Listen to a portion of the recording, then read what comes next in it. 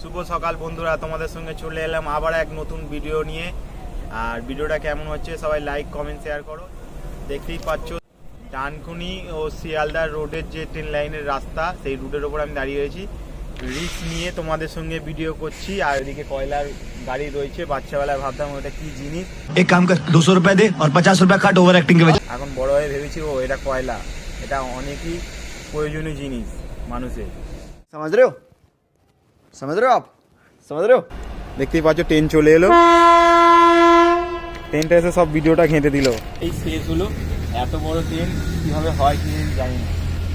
দেখতেই পাচ্ছ ট্রেন লাইনের একটা ফাটল দেখতে পাওয়া গেছিলো। এরা মেরামত করতে এসছে ট্রেনের কারিগর।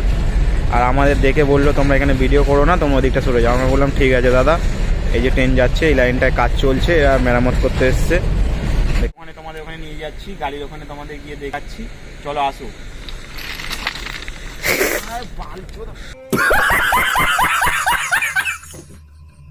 এটা কি গাছ জানি না, এত কাঁটায় কাঁটা, আমার জামাটা পর্যন্ত ছিঁড়ে গেছে আসতে গিয়ে। बेचारे का कोई कसूर नहीं। এই কাজে চলে এসেছি, একটুখানি এক্সারসাইজ করে তারপর বাড়ির দিকে রওনা দেবো।